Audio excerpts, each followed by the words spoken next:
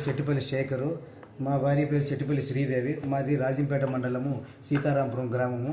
అదే గ్రామానికి చెందిన ఓబిలి సుధాకర్ అనే వ్యక్తి నన్ను మా అన్నను మా అమ్మను లేనిపోని మాటలతో గబ్బు మాటలతో మాట్లాడుతూ ఉంటే, ఎందుకు మాట్లాడుతున్నావు మామ, మేమేమన్నా చేసామని నిన్ను, మేమేమన్నా అన్నామని నిన్ను, ఎందుకు మాట్లాడుతున్నావు అడిగితే, నువ్వు ఒక లంజా కొడుకువి, మీ అమ్మ ఒక లంజా, మీ అన్న లంజా కొడుకు అని నన్ను దూషించాడు.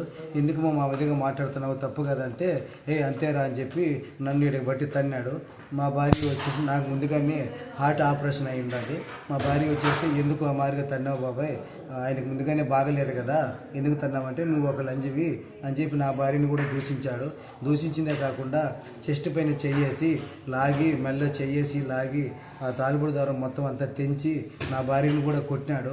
నేను భరించలేక వదిలి మామ అంటే వదలలేదు. ఆఖరికి నా పెద్ద కొడుకు అయిన వాడిని కూడా, 10 సంవత్సరాలు నా పెద్ద కొడుక్కి, వాడిని కూడా కాలికి బట్టి తన్నాడు.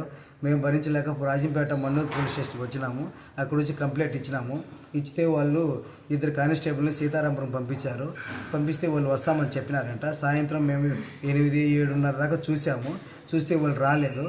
వాళ్ళు మిగతా కానిస్టేబుల్ వండుకొని, మీరు ఇంటికి వెళ్ళండమ్మా, రేపు రాపోండి, వాళ్ళు వస్తారు, రేపు మాట్లాడదామని చెప్పారు.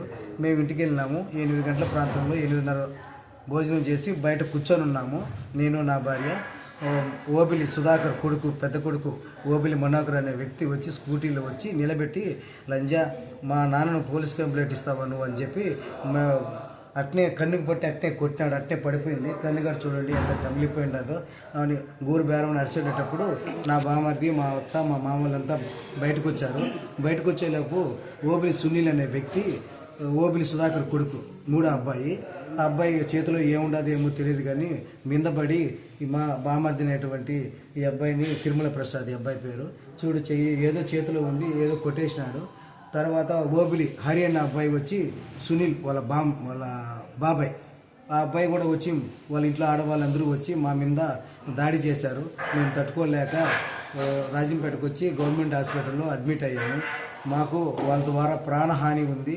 దయచేసి మమ్మల్ని ఆ ప్రాణహాని ద్వారా మమ్మల్ని కాపాడండి. మేమైతే మా ఊరికి వెళ్ళేదానికైతే మేము వెళ్ళము కాబట్టి మేము రాజంపేటలోనే ఉంటాము. మాకైతే వాళ్ళ ద్వారా నుంచి మాకు ప్రాణహాని ఉంది, మమ్మల్ని కాపాడండి సార్.